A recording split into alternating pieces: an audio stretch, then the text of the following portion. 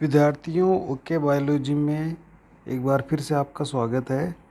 आज की इस वीडियो में हम उत्सर्जन तंत्र का एक बहुत ही महत्वपूर्ण टॉपिक पढ़ने जा रहे हैं जिसका नाम है वर्गाणु या नेफ्रॉन की संरचना।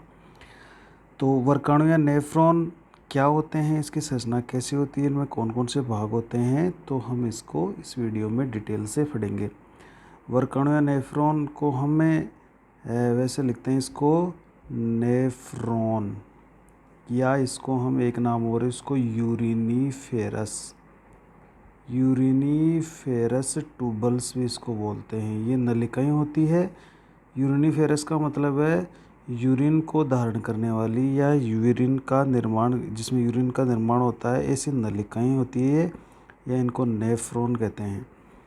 तो ये हमारे दोनों गुर्दों में पाई जाती है और लगभग प्रत्येक गुर्दे में 10 लाख या जिसको हम 1 मिलियन भी कहते हैं, ये एक गुर्दे के अंदर पाई जाती है। प्रत्येक वृक्क के अंदर या एक किडनी के अंदर 10 लाख। तो अपन टोटल बात करें तो हमारे जो दोनों गुर्दे होते हैं उनमें 20 लाख नेफ्रॉन पाए जाते हैं। लगभग ये संख्या है दोनों किडनी के अंदर। तो बहुत बड़ी संख्या है ये 20 लाख।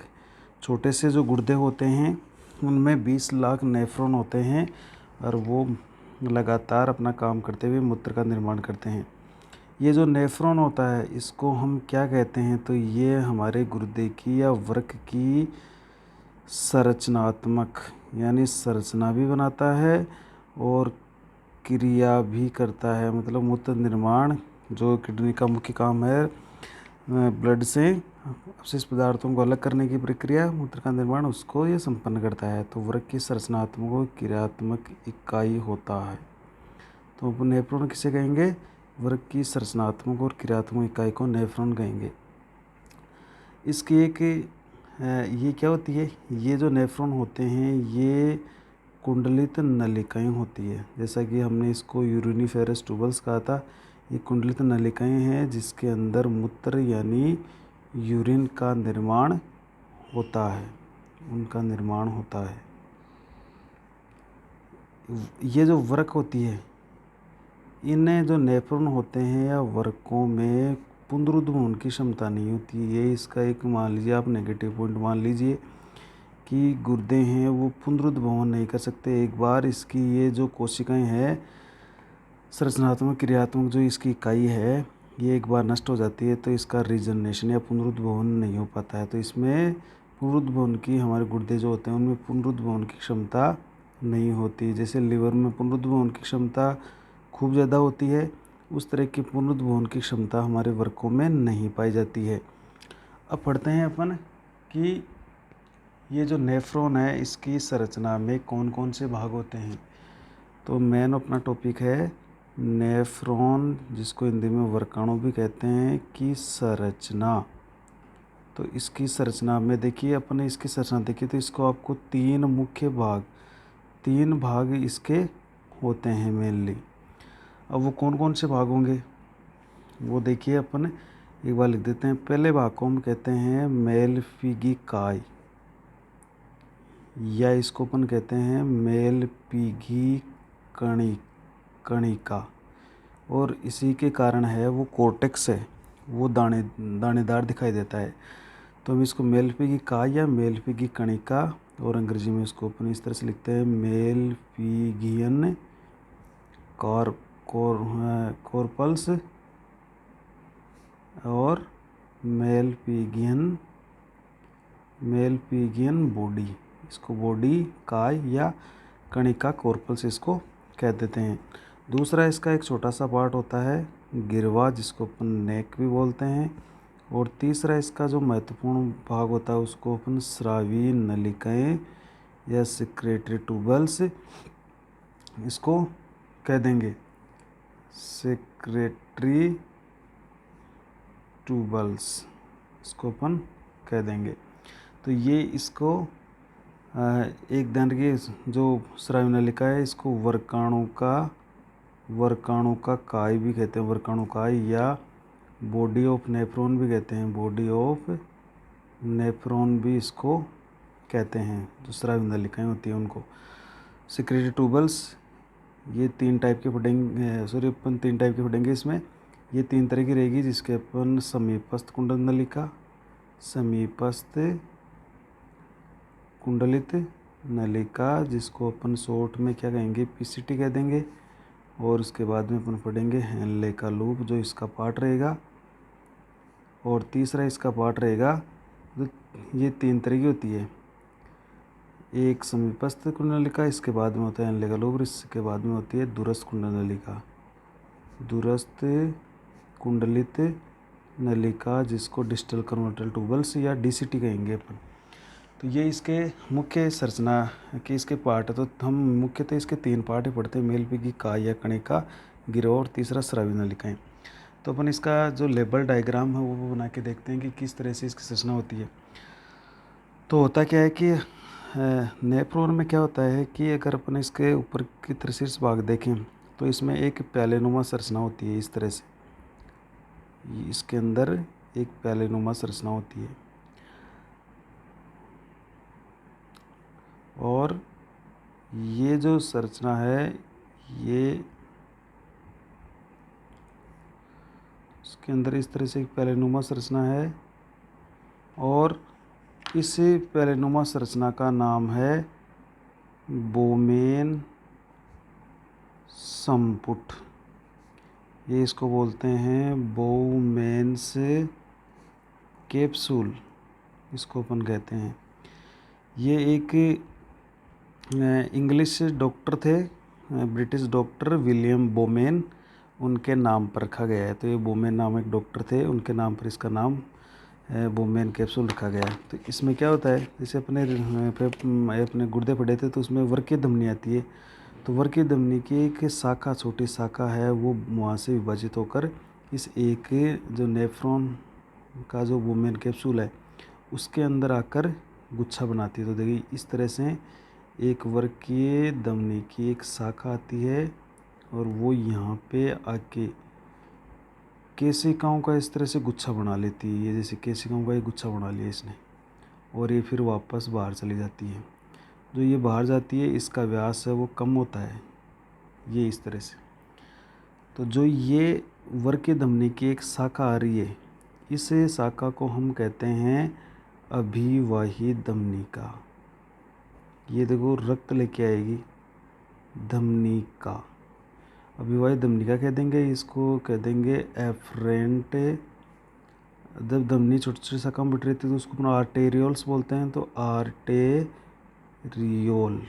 इसको क्या कह देंगे, अफरेंट आर्टियोल या अभिवाही धमनिका। ये रक्त लेके आएगी इसके अंदर देखो, और दूसरी रक्त को वापस बाहर लेके जाएगी, तो इसको हम कहेंगे ये तो अभिवाही होगी, इसको बोल देंगे अपन अपवाही या एफरेंट, अपवाही धमनिका, या इसको अंग्रेजी में बोल देंगे अपन efferent, efferent arterioles, efferent arteriole हो गई अपनी। और यहाँ पर ये जो धमनिका होती है फिर बहुत बारीक बाल के समान कोशिकाओं में बटी रहती है, जिसको हम केशिकाएं कहेंगे। और ये केशिकाओं का एक गुच्छा बनेगा, इस गुच्छे को हम कहते हैं, इस गुच्छे को हम कह देंगे हिंदी में तो कहते हैं, देखो इसको केशिका गुच्छ, केशिकाओं का ये गुच्छा होता है, केशिका गुच्छ, या इसको अपन कहते हैं ग्लोमेरुलस। क्या कह देंगे इसको, ग्लोमेरुलस कह देंगे। ये इन दोनों को मिलाकर, वोमेन कैप्सूल और जो ग्लोमेरुलस, इन दोनों को मिलाकर सम्मिलित रूप से हम इसको कहते हैं मेलपीगी काय, जो मैं अभी ऊपर इसका पहला पार्ट पढ़ा था। इन दोनों को मिलाकर हम क्या कह देंगे, मेलपीगी काय। ये अर्थात केशिका गुच्छ ग्लोमेरुलस को और वोमेन कैप्सूल को मिलाकर हम क्या कह देंगे, दोनों को सम्मिलित रूप से हम मेलपीगी काय या मेलपीगी कणिका कह देंगे। तो ये तो यहाँ की बात होगी। अब ये जो प्यालेनुमा संरचना जिसको अपन वोमेन कैप्सूल कह रहे हैं, इसकी देखो 2 परतें हैं। इसकी जो बाहरी परत होती है वो बिल्कुल चपटी रहती है और एक सल्की उपकला की बनी हुई होती है, लेकिन जो इसके अंदर वाली परत होती है जो अंदर की तरफ ये भीतरी परत देख रहे हैं आप, इस भीतरी परत में क्या होता है, विशेष प्रकार की कोशिकाएं पाई जाती है जिसको पोडोसाइट्स बोलते हैं। इस कोशिकाओं में क्या होता है, ये जो पोडोसाइट कोशिका है, इस तरह से ये अंगुलिनुमा उभार लिए हुए रहती है, इस तरह से इसके अंदर की तरफ, ये इस तरह से, ये इस तरह से उभार लिए होती है और ये इस ग्लोमेरुलस के अंदर फंसी रहती है, घुसी हुई रहती है। और यहाँ पर क्या होता है कि छोटे छोटे छेद बनते हैं इसके अंदर, इसकी भीतरी भित्ति में क्या बन जाते हैं, छोटे छोटे छेद बन जाते हैं। ये छेद बन गए तो इन कोशिकाओं को तो हम कहते हैं पोडोसाइट, जो अंगुली जैसे उभार बना रही है। और ये पोडोसाइट क्या होती है, इस ग्लोमेरुलस से मजबूती से जुड़ी रहती है। और फिर ये जो होता है, ये पोडोसाइट हो गई और ये जो ग्लोमेरुलस है, केशिकाएं हैं, ये मिलकर यहाँ पर एक झिल्ली का निर्माण करेगी जिसको ग्लोमेरुलर कला कहेंगे, और वहाँ से है वो प्लाज्मा क्षमता रहेगा। तो ये इस तरह से हमारा वो मेन कैप्सूल होता है, जिसकी बाहरी जो परत होती है वो तो चपटी रहती है, सल की उपकला की बनी होती है, लेकिन भीतरी परत विशेष कोशिकाओं की बनी होती है जिनको पोडोसाइट कहते हैं। इन कोशिकाओं को क्या कहेंगे, पोडोसाइट्स। पोडोसाइट्स, पोडो का मतलब फुट, पैर होता है, फुट, तो इनके ऐसे अंगुलिनुमा भार होते हैं, इसलिए ये पोडोसाइट्स कहलाती है। और इन्हीं के कारण से ये ग्लोमेरुलस से मजबूती से जुड़ी रखती है, या हम कह सकते हैं कि ये पोडोसाइट ही ग्लोमेरुलस को अच्छी तरीके से बांधे हुए रखती है। तो ये इसकी संरचना हो गई अंदर की तरफ। अब अगर हम थोड़ा आगे आगे की तरफ देखें, एक चीज़ और ध्यान रखना है यहाँ पर, ये अभिवाही धमनिका है, उसका व्यास ज़्यादा होता है, जबकि अपवाही धमनिका का व्यास है वो कम है, ये चौड़ी ज़्यादा है, ये थोड़ी सक्रिय है। दूसरा देखो इसका पार्ट अपन देखते हैं, वो मेन जो कैप्सूल होता है, वो मेन संपुट, इसके बाद में एक छोटा सा भाग होगा जिसको अपन गिरवा कहेंगे। गिरवा के बाद में ये कुंडलित पार्ट होगा इस तरह का, इस कुंडलित भाग को हम कहते हैं समीपस्थ कुंडलित नलिका।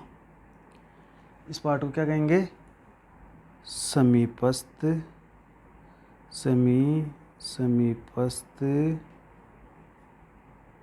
कुंडलित नलिका। इसको हम कह देंगे समीपस्थ कुंडलित नलिका, या इसको अंग्रेजी में देखो, इसको अपन कहते हैं प्रोक्सिमल। और कुंडलित का मतलब हो गया कन्वोल्टेड ट्यूबल, और शॉर्ट में इसको कह देंगे PCT, प्रोक्सिमल कन्वर्टेड ट्यूबल्स, या समीपस्थ कुंडलित नलिका। समीपस्थ है क्योंकि ये वोमेन कैप्सूल के समीप होती है, इसलिए समीपस्थ कहलाती है। ये आपकी होगी समीपस्थ कुंडलित नलिका। अब इसमें देखो, इसमें एक बहुत ही महत्वपूर्ण है, इसकी जो कोशिकाएं होती है वो अंदर की तरफ घनाकार कोशिकाएं होती है, घन की आकृति की कोशिकाएं होती है, और इसकी कोशिकाओं की जो अंदर की तरफ है वो भी अंगुलिनुमा एक संरचनाएं बनाती है जिसको ब्रूस बॉर्डर कहेंगे अपन, क्या कहेंगे, ब्रूस बॉर्डर। तो इसके अंदर ब्रूस बॉर्डर पाया जाता है जो कि अंदर के क्षेत्रफल को ये बढ़ा देता है। तो इसके अंदर समीपस्थ कुंडलित नलिका के अंदर ब्रूस बॉर्डर पाया जाता है। ये देखो पूरी समीपस्थ कुंडलित नलिका के अंदर, तो धीरे धीरे जब छनित्र आएगा, इसमें छनावा भाग आएगा, वो धीरे धीरे आगे मूवमेंट करेगा। तो ये इस समीपस्थ कुंडलित नलिका में ये क्या पाया जा रहा है, ये इसके अंदर ब्रूस बॉर्डर पाया जा रहा है, जिसको अपन कहेंगे ब्रूस बॉर्डर। इसमें घनाकार उपकला उत्तक की कोशिकाएं होती है और उसमें वो ब्रूस बॉर्डर का निर्माण करती है। अब पीछे की तरफ देखें तो ये जो पीछे समीपस्थ कुंडलित नलिका है, ये फिर पीछे की तरफ एक यू आकार या हेयर पिन की संरचना में खुलती है, इस तरह की। हम देखें तो ये जो संरचना है ये एक यू आकार या हेयर पिन जैसी संरचना के अंदर खुलती है, इस तरह से। ये देखो खुल गई। इस यहाँ से जुड़ा हुआ यहाँ तक है, इस यू आकार की या जो हेयर जैसी पिन है, बालों की जैसी पिन है, ये यू आकृति की है। इस संरचना को हम बोलते हैं हेनले का लूप। क्या बोलते हैं इसको, हेनले का लूप, या अंग्रेजी में इसको लिख लेते हैं अपन हेनलेज लूप। ये हेनले का लूप है। अब ये यू आकार की रचना होती है, या हम कह देंगे कि ये हेयर पिन जो अपने बालों में लगाने की पिन होती है, उसके समान रचना होती है। यू शेप्ड एक स्ट्रक्चर होती है। इसकी भी दो भुजाएं होती है। इसकी दो भुजाएं, जो अवरोही भुजा होती है, देखो ये नीचे की तरफ आ रही है, ये भुजा तो कहलाती है अवरोही भुजा। और जो वापस से ऊपर की तरफ जा रही है, तो ये यू आकार की रचना को हम हेनले का लूप करें। इसकी भी दो भुजाएं हैं। देखिए ये जो समीपस्थ कुंडली नलिका जुड़ी हुई है और नीचे की तरफ आ रही है इस तरह से, इसको अपन बोलते हैं अवरोही भुजा। इसकी कौन सी भुजा है? ये अवरोही भुजा, या इसको अपन डिसेंडिंग लिम्ब बोल देंगे। और ये जो वापस ऊपर की तरफ चढ़ रही है, इस भुजा को हम कहते हैं आरोही भुजा। इसको क्या कह देंगे हम? आरोही भुजा। अब ये जो आरोही भुजा होती है ना, ये तो जल के लिए अपारगम्य होती है। जल के लिए अपारगम्य, ये जल का अवशोषण नहीं कर पाएगी। और ये अवरोही होती है, ये जल के लिए पारगम्य होती है। ये इन दोनों की विशेषता है कि दोनों में फ़र्क है। देखो ये जो अवरोही भुजा होती है, जो नीचे की तरफ आ रही है इस तरह से, ये तो जल को खींच लेगी, वापस जल का अवशोषण करेगी, जबकि ये जल का अवशोषण नहीं करेगी, आयनों का अवशोषण करेगी। तो ये यू आकार की रचना है। अवरोही भुजा एक साइड में पीसीटी से जुड़ी रहती है, और अवरोही भुजा है वो इसका जो दूसरा सिरा है वो दूरस्थ कुंडली नलिका से जुड़ा रहता है। ये जो हेनले का लूप है, इसके अंदर देखें तो इसमें सल की उपकला पाया जाता है। सल की उपकला, इसके अंदर क्या पाया जाता है? सल की उपकला उत्तक से बना होता है, ये से बना होता है। अब इसके आगे ये जो हेनले का लूप है, फिर आगे एक कुंडलित नलिका से जुड़ा रहता है, जिसको दूरस्थ कुंडली नलिका कहेंगे। ये हो गई दूरस्थ कुंडलित नलिका। इस हेनले के लूप में जो ब्रूस बॉर्डर होता है वो बहुत ही कम होता है। इसमें जो माइक्रोविलाइज की संख्या होती है वो बहुत ही कम होती है, यानी ब्रूस बॉर्डर बहुत ही कम देखने को मिलता है। जबकि डीसीटी में ऐसा कुछ भी नहीं होता, दूरस्थ कुंडली नलिका। तो ये जो हेनले के लूप के आगे जुड़ी हुई है, इस कुंडली नलिका को बोलते हैं दूरस्थ कुंडलित नलिका। इसको क्या बोलेंगे? दूरस्थ कुंडली नलिका। ये इसको अपन कह देंगे डिस्टल कन्वोल्टेड ट्यूबल। डिस्टल कन्वोल्टेड ट्यूबल, ये इसको अपन शॉर्ट में कह देंगे डीसीटी। तो ये डीसीटी होगी। इसमें ब्रूस बॉर्डर जैसा कोई संरचना नहीं है। और लास्ट में ये डीसीटी है वो जुड़ी रहती है संग्राहक नलिका से। किससे जुड़ी रहती है? संग्राहक नलिका से। ये जैसे ये नलिका है, इस नलिका को हम कहेंगे संग्राहक नलिका, या इसको अंग्रेजी में बोल देंगे कलेक्टिंग। मूत्र को कलेक्ट करती है, कलेक्टिंग डक्ट होती है ये। तो इस तरह से ये हमारे नेफ्रॉन की एक रचना है। तो हमने जो चित्र बनाया है, ये किसका बनाया? हमने नेफ्रॉन की संरचना का चित्र बनाया है। तो इसमें देखो, अपन जैसे किडनी पढ़ी थी हमने, तो इसका जो ये पार्ट है, ये जो इस तरह से अगर इसको अपन डिवाइडेशन करें, तो इसका ये पार्ट हेनले के लूप से होता हुआ संग्राहक नलिका, ये जो पार्ट होता है ये तो होता है मेडुला में। कहाँ होता है? ये तो मेडुला में। और ये ऊपर वाला पार्ट कहाँ होता है? ये गुर्दे के कोर्टेक्स भाग में होता है। कोर्टेक्स में वुमेन कैप्सूल, समीपस्थ कुंडली नलिका और दूरस्थ कुंडली नलिका। जबकि मेडुला में हेनले का लूप और संग्राहक नलिका। ध्यान रखिए, संग्राहक नलिकाओं को हम नेफ्रॉन का भाग नहीं मानेंगे। ये नेफ्रॉन बस यहीं तक है, दूरस्थ कुंडली नलिका तक। संग्राहक नलिका को नेफ्रॉन का भाग नहीं मानते हैं। तो ये इस तरह से, ये तो हो गया वुमेन कैप्सूल और ग्लोमेरुलस से मिला हुआ मेलपिगी काय। ये इसका जो पोर्शन था छोटा सा, इसको हमने लिख दिया गिरवा। तो ये दूसरा पार्ट गिरवा हो गया। और तीसरा पार्ट ये समीपस्थ कुंडली नलिका, हेनले का लूप और दूरस्थ कुंडली नलिका, यहाँ तक ये हो गया स्रावी नलिकाएँ। तो इस तरह से ये नेफ्रॉन के 3 पार्ट होते हैं और इसकी हमने संरचना देख ली है। तो अब अगर हम इसको देखें कि इसमें किस किस तरह की अपन इसका वर्णन कैसे करें, तो देखो वर्णन आपको मैं बता देता हूँ एक बार कि नेफ्रॉन के 3 प्रमुख भाग होते हैं।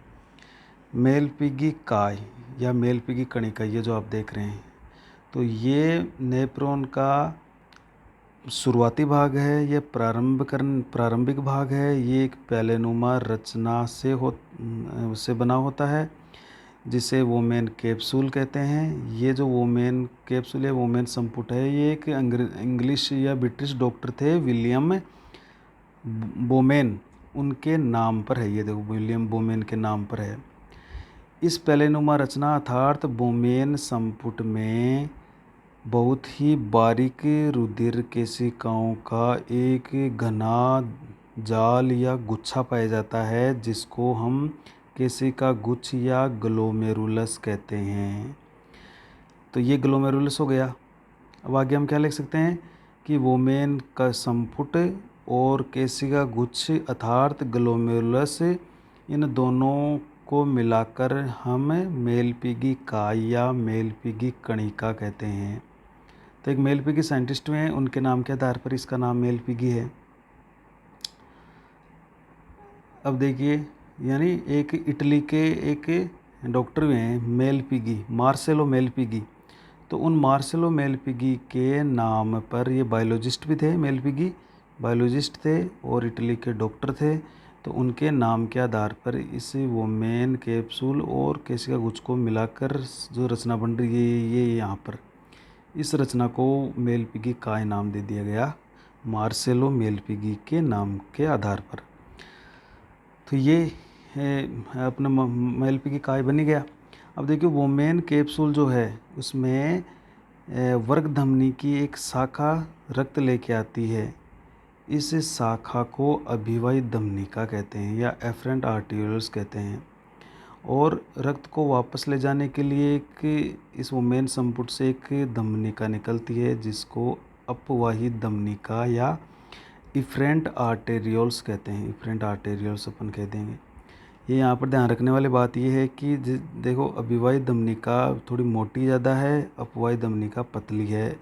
यानी अभिवाही धमनिका व्यास अपवाही धमनिका से ज़्यादा है, तो ज़्यादा रक्त आएगा, कम बाहर जाएगा, तो यहाँ पर प्रेशर पड़ेगा, दबाव पड़ेगा, और दबाव के कारण केशिकाओं की जो पतली भित्ति होती है, जिसमें केवल अंतःकंचक होता है, वहाँ से रक्त का जो प्लाज्मा है वो छनने लगता है और यहाँ पर आने लगता है। अब देखिए, ये तो इसकी बात होगी। अब इस वोमेन कैप्सूल चलते हैं। वोमेन कैप्सूल की दो इसकी परतें होती है। जैसे ये तो फर्स्ट जो बाहरी परत है और ये अंदर वाली सेकंड परत है। तो जो ये बाहरी परत होती है, सबसे बाहर वाली, ये चपटी और सल की उपकला से बनी हुई कोशिकाओं की बनी हुई होती है। सल की उपकला होती है, एक स्तरीय उपकला की उनकी बनी होती है। इन दोनों जो परतें होती है या दोनों भित्तियाँ होती है, उनके बीच में देखो गैप होता है। इस गैप में गुहा होती है। ये क्या है? गुहा है, एक सक्रिय गुहा पाई जाती है। भीतरी जो परत, जैसा आपको बताया, ये जो भीतरी इसकी परत है, वे विशेष प्रकार की कोशिकाओं से बनी होती है। इन कोशिकाओं को पोडोसाइट्स कहते हैं। क्या कहते हैं? पोडोसाइट्स। इन कोशिकाओं में क्या होता है? बड़े बड़े अंगुलियों के जैसे उभार होते हैं, प्रवर्ध होते हैं, और इन प्रवर्ध की सहायता से ये जो केशिका गुच्छ ग्लोमेरुलस है, इससे ये मजबूती से जुड़ी हुई रहती है। अर्थात ये ग्लोमेरुलस को अटैच करने का या बांधने का कार्य करती है। अब देखिए, यहाँ पर ये जो पोडोसाइट्स के जो प्रवर्ध होते हैं और रुधिर केशिकाओं की जो दीवार होती है, यानी रुधिर केशिकाओं की जो भी भित्ति होती है, ये दोनों मिलकर एक महीन यानी बिल्कुल बारीक ग्लोमेरुलर झिल्ली का निर्माण करती है। ग्लोमेरुलर कला का निर्माण करेगी। तो एक तो ये पोडोसाइट की सेल हो जाएगी, एक हो जाएगी आपकी इसकी ये जो केशिका गुच्छ है, इसकी परत दोनों मिलकर देखो, यहाँ पर ये जैसे केशिका की है, ये पोडोसाइट है, तो ये जो एक झिल्ली से बना रही है, इस झिल्ली को हम कहेंगे ग्लोमेरुलर कला या ग्लोमेरुलर मेम्ब्रेन। तो इसी से फिर है वो रक्त का भाग जो प्लाज्मा है वो छनता रहेगा। तो ये जो ग्लोमेरुलर कला है, ये क्या होती है? बहुत ज़्यादा पारगम्य होती है, पतली होती है, और इसमें बहुत छोटे छोटे छिद्र भी पाए जाते हैं इस ग्लोमेरुलर कला में। और ये एक छलनी का कार्य करती है। तो छलनी का कार्य करेगी तो क्या होगा?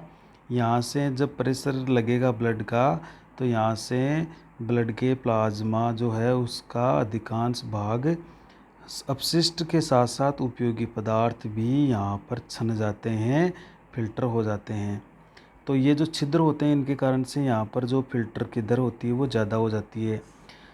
अब देखिए दूसरा पार्ट इसका है, अब ये जो छना हुआ भाग है ना, ये देखो गुहा में आ जाएगा। अभी छने हुए भाग में, जिसको अपन छनित्र कहेंगे, अभी मूत्र नहीं कहेंगे इसको क्या कह देंगे, छनित्र। यहाँ इसमें अपशिष्ट के साथ साथ उपयोगी पदार्थ भी होंगे। दूसरा इसका पार्ट होता है देखो ये गिरवा। अब गिरवा के एक छोटा सा पार्ट है, ये वो मेन कैप्सूल और ये कुंडली नलिका जिसको अपन समीपस्थ कुंडली नलिका कह रहे हैं, इनके दोनों के बीच में है। वो मेन संपुट और समीपस्थ कुंडली नलिका के बीच में एक छोटा सा भाग पाया जाता है जिसको हम गिरवा कहते हैं। इसमें क्या होता है, इसमें भी देखिए, इसमें एक बहुत ही महत्वपूर्ण संरचना, इसमें रोम होते हैं, रोमा भी उपकला उत्तक होता है, इसमें रोम होते हैं, गिरवा की विशेषता है। इसमें क्या होता है, रोमा भी उपकला उत्तक, रोमा भी वो भी घनाकार उपकला उत्तक पाया जाता है। तो इसमें क्या होता है, इसमें भी घनाकार होता है देखो, फिर आगे सल्की हो जाता है, फिर यहाँ पर इसमें भी घनाकार होता है दुरस्थ में। तो इसमें रोमा भी उपकला होता है। ये रोम क्या करते हैं, जैसे यहाँ पर छनता है ना सनित्र, इस सनित्र को ये रोम नीचे की तरफ फटाफट धकेल देते हैं समीपस्थ कुंडली नलिका की ओर, फटाफट धकेलते रहते हैं, जिससे ये जो गुहा है वो खाली होती रहती है फटाफट। तो ये इसका काम होता है कि इसमें जो रोम होते हैं, वो रोम जो छनित्र है, वो छना हुआ भाग है, उसको समीपस्थ कुंडली नलिका की तरफ फटाफट उसको गति करवा देते हैं। अब पढ़ते हैं अपन स्रावी नलिका। स्रावी नलिका में पहला पाठ पढ़ेंगे समीपस्थ कुंडली नलिका। ये जो महत्वपूर्ण समीपस्थ कुंडली नलिका देखो, ये जो गिरवा होती है उसके ठीक पीछे लगा हुआ होता है। ये एक लंबी है और मोटी कुंडलित नलिका होती है। हालांकि ये इनकी लंबाई बहुत ज़्यादा नहीं होती है। अगर अपन पीसीटी की लंबाई देखें तो लगभग 14 मिलीमीटर इसकी लंबाई होती है। देखो कोई मीटर भी नहीं होती, बहुत ही छोटी है। वैसे तो 14 की लेंथ की एक कुंडलित नलिका होती है। इसमें भी जैसे आपको बताया, इसमें घनाकार कोशिकाएं का जो घनाकार कोशिकाओं की परत पाई जाती है, स्तर पाया जाता है। ये कोशिकाएं क्या करती है, ये सूक्ष्मांकुर बना लेती है। सूक्ष्मांकुर बनाने के कारण यहाँ पर ऐसा लग रहा है कि ब्रुश का बॉर्डर बन गया हो, जैसे ब्रुश जैसा बॉर्डर बन गया हो। तो इसकी जो घनाकार कोशिकाएं हैं वो इसमें ब्रुश बॉर्डर का निर्माण कर लेती है इस समीपस्थ कुंडली नलिका में।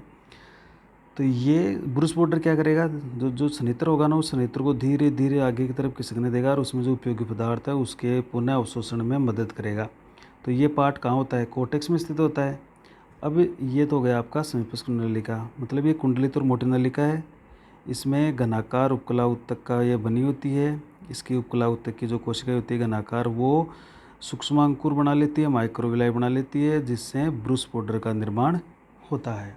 ये हम यहाँ पर कह रहे हैं। देखो अब ये जो समीपस्थ कुंडली नलिका है, ये पीछे की तरफ किससे जुड़ी रहती है, एक यू आकार की रचना की जुड़ी होती है, जिसको अपन हेनले का लूप कहेंगे। क्या कहेंगे इसको, हेनले का लूप। तो अब पढ़ते हैं अपन हेनले का लूप। देखो हेनले ये कौन हुए, ये भी एक आपके डॉक्टर थे बहुत बड़े, जेकब हेनले। ये जर्मनी के एक डॉक्टर थे, जर्मनी के जेकब हेनले। उन जेकब हेनले के नाम के आधार पर ही इसका नाम हेनले का रूप रखा गया है। तो देखिए ये समीपस्थ कुंडली नलिका के ठीक पीछे स्थित होता है। ये हेयरपिन जैसी संरचना या यू आकार की एक रचना होती है। इसकी दो भुजाएं होती है, अवरोही भुजा और आरोही भुजा। अवरोही भुजा एक तरफ आगे की तरफ से समीपस्थ कुंडली नलिका से जुड़ी रहती है, और जो अवरोही भुजा है वो पीछे की तरफ दूरस्थ कुंडली नलिका से जुड़ी हुई रहती है। अवरोही भुजा देखिए ये पानी के लिए पारगम्य होती है, और जो आरोही भुजा होती है ये जल के लिए या पानी के लिए बिल्कुल अपारगम्य होती है। ये जो पार्ट है देखो, ये हेनले का लूप, इसकी विशेषता होती है कि ये एक वृक्क के मेडुला में स्थित होता है। कहाँ होता है, मेडुला में। और जो पिरामिड बन रहे थे उस पिरामिड में पाया जाता है ये। इसकी विशेषता यहाँ पर सल की उपकला उत्तक पाया जाता है, न कि घनाकार। इसके अंदर कौन सा उपकला उत्तक पाया जाता है, सल की उपकला उत्तक। ये इम्पोर्टेंट है, इसको याद रखना है। यहाँ पर भी घनाकार, समीपस्थ में भी घनाकार, दूरस्थ में भी घनाकार, लेकिन हेनले के लूप में कैसा है, ये सल की उपकला उत्तक है। क्योंकि यहाँ पर देखिए विनिमय होगा एक रक्त और वहाँ, ये रक्त और केशिकाओं का एक जाल होगा और हेनले के लूप के बीच में यहाँ पर एक वासा रेक्टा होगा, उसके बीच में विनिमय अच्छी तरीके से करने के लिए इसमें सल के उपकला ऊतक बना हुआ है। तो इसमें ये फटाफट काम हो जाता है इसके कारण से। इसमें जो माइक्रोविलाई होती है, जो ब्रूस बॉर्डर होता है, वो बहुत ही छिद्दा होता है या बहुत ही कम संख्या में पाया जाता है। जितने भी मृस्थलीय प्राणी होते हैं ना, उन मृस्थलीय प्राणियों और स्तनधारियों में हेनले का लूप काफ़ी बड़ा होता है और बहुत ज़्यादा विकसित भी होता है। ये इसलिए होता है कि ताकि ये अधिक से अधिक पानी का पुनः अवशोषण कर सकें। जैसे ऊँट होता है, ऊँट में हेनले का लूप बहुत बड़ा होता है और बहुत ही ज़्यादा विकसित होता है कि जैसे ऊँट के अंदर यूरिन बनता है तो उस यूरिन में जो एक्स्ट्रा पानी होता है उसको ये अवशोषित कर लेता है, इसलिए बहुत ज़्यादा विकसित होता है ये। अब नेक्स्ट इसका पार्ट पढ़ लेते हैं। देखो ये दूरस्थ कुंडल नलिका है। दूरस्थ कुंडल नलिका में होता क्या है? तो दूरस्थ कुंडल नलिका एक आगे की तरफ तो जुड़ी हुई है आपके हेनले के लूप में और पीछे की तरफ ये जुड़ी होती है संग्राहक नलिका। अभी संग्राहक नलिकाओं को हम नेफ्रॉन का भाग नहीं मानेंगे। तो एक और कुंडल नलिका होती है आपके नेफ्रॉन में, क्योंकि ये दूर है, मोमेन कैप्सूल से काफ़ी दूर है, इस कारण इसको क्या कह रहे हैं? दूरस्थ कुंडल नलिका। ये भी कोर्टेक्स में पाई जा रही है। देखो हमारी कुंडली, इसमें भी घनाकार, इसमें भी कौन सा ऊतक होता है? घनाकार उपकला ऊतक। तो यहाँ पर एक कई बार प्रश्न बनता है कि नेफ्रॉन का कौन सा भाग है जिसके अंदर सल के उपकला ऊतक पाया जाता है? तो वो हेनले का लूप है। बाकी में आपको कौन सा ऊतक देखने को मिल रहा है? घनाकार कोशिकाओं का ऊतक देखने को मिल रहा है। ये भी एक कुंडलित और मोटी नलिका होती है। ये पीछे की तरफ जाकर संग्राहक नलिका जुड़ती है और इसमें ध्यान रखना, इसमें कोई भी माइक्रोविलाई या ब्रूस बॉर्डर जैसी कोई संरचना इसमें नहीं पाई जाती है। हेनले के लूप में थोड़ी थोड़ी होती है लेकिन कम होती है, लेकिन दूरस्थ कुंडल नलिका में बिल्कुल भी नहीं होती है। तो ये आपको ध्यान रखना है। तो ये हमारी नेफ्रॉन की प्रमुख संरचना होती है। अभी लास्ट ये एक पार्ट और पढ़ लेते हैं, संग्राहक नलिका। देखो संग्राहक नलिका क्या है? ये मेडुला के अंदर स्थित है और मेडुला में जो पिरामिड होते हैं शंकु के आकार के, उनमें स्थित होता है। इसमें क्या होती है? जैसे ये इसके ब्रांच शाखा है, तो इसमें एक नेफ्रॉन की तो ये जुड़ गई, दूसरे नेफ्रॉन की दूरस्थ कुंडल नलिका यहाँ जुड़ जाएगी, तीसरे की यहाँ, चौथे की यहाँ, पाँचवीं की यहाँ, 6 नंबर की यहाँ। तो बहुत सारे नेफ्रॉन की दूरस्थ कुंडल नलिकाएँ इसमें आकर जुड़ती जाएगी। तो ये क्या करता है? अनेक दूरस्थ कुंडल नलिकाओं को जोड़ने का काम करता है इसमें। तब ये इस कारण, और जो भी यूरिन लास्ट में जब इसमें जो सनित्र आ जाता है तब उसको अपन यूरिन कहेंगे। अब इसमें भी क्या होता है? ये जो संग्राहक नलिका है ना, ये भी फिर इसमें भी संग्राहक नलिका भी फिर आपस में जुड़कर एक मोटी संग्रह नलिका और बनाते हैं, जिसको हमने कहा था बेलिनाई की नलिका या डक्ट ऑफ बेलिनाई। तो ये संग्राहक नलिका फिर खुद मिलकर एक बॉडी मोटी नलिका का निर्माण करेंगे, जिसको बेलिनाई की नलिका बोलेंगे।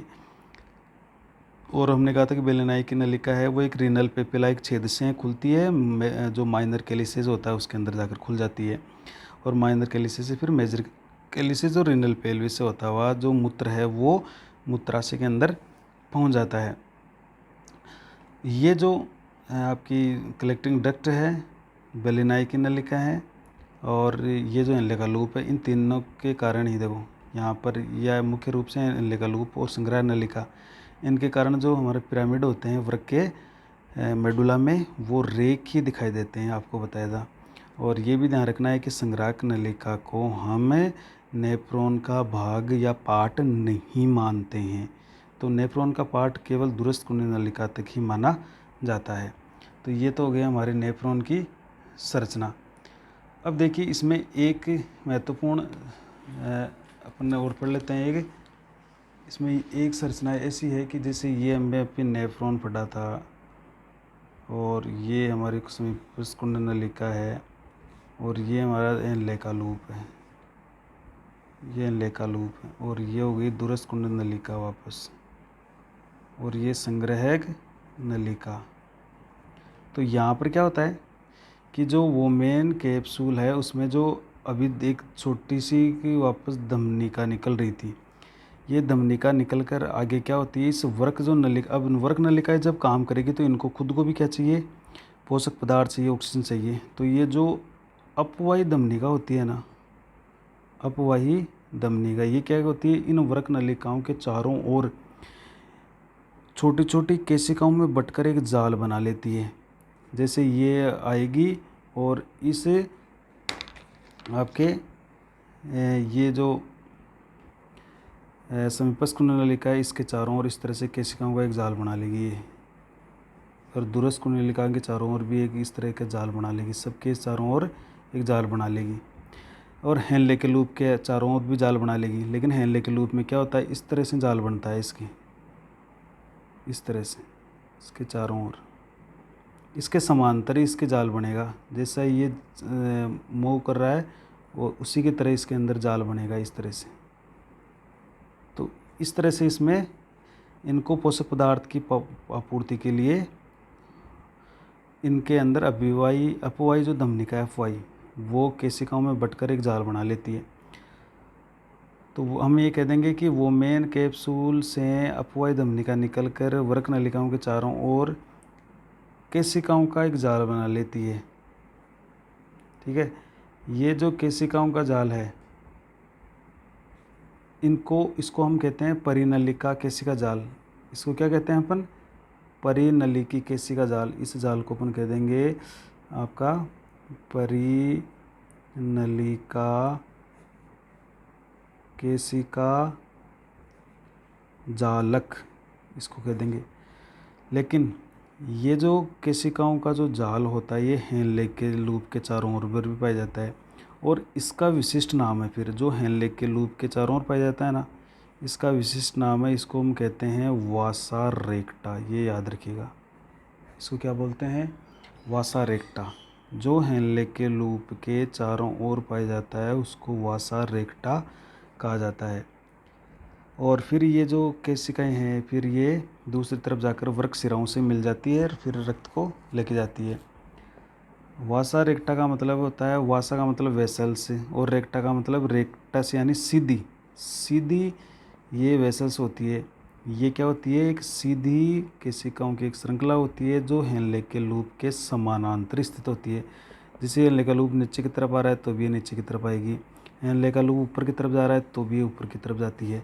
तो इसकी समांतर होती है और एक विशेष डिजाइन में होती है। इस केशिकाओं के इस जाल को अपन क्या कहेंगे, वासा रेक्टा। बाकी के जाल को अपन क्या कह देंगे, परिनलिकी केशिका जाल। हालांकि ये सभी परिनलिकी केशिका जाल है, लेकिन हेनले के लूप के चारों ओर जो केशिका का जाल होता है ना उसको अपन एक स्पेशल नाम देते हैं, उसका नाम है वासा रेक्टा, क्योंकि इसमें कैपिलरीज की एक सीधी श्रृंखला होती है जो केवल आपके हेनले के लूप के चारों ओर पाई जाती है। तो वासा रेक्टा कहाँ होता है, ये हेनलेज लूप के अराउंड यानी चारों ओर पाया जाता है।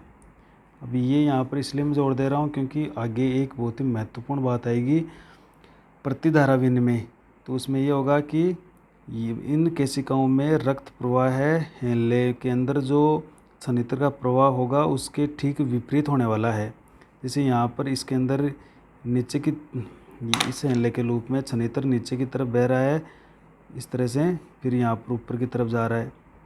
तो इन जो रक्त धमनियाँ होती है इनमें रक्त है वो इसके ठीक विपरीत बहेगा ऐसे। तो इसमें क्या होगा, पदार्थों का एक्सचेंज होगा, विनिमय होगा।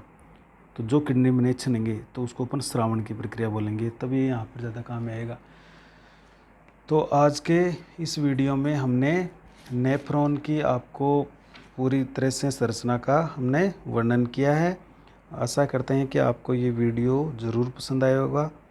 अपने चैनल को सब्सक्राइब करें और इस वीडियो को अपने साथियों के साथ, अन्य विद्यार्थियों के साथ इसको शेयर भी करें, लाइक ज़रूर दबाएं और बायोलॉजी की इसी तरह से नवीनतम वीडियो प्राप्त करने के लिए अपने चैनल को सब्सक्राइब करें। धन्यवाद।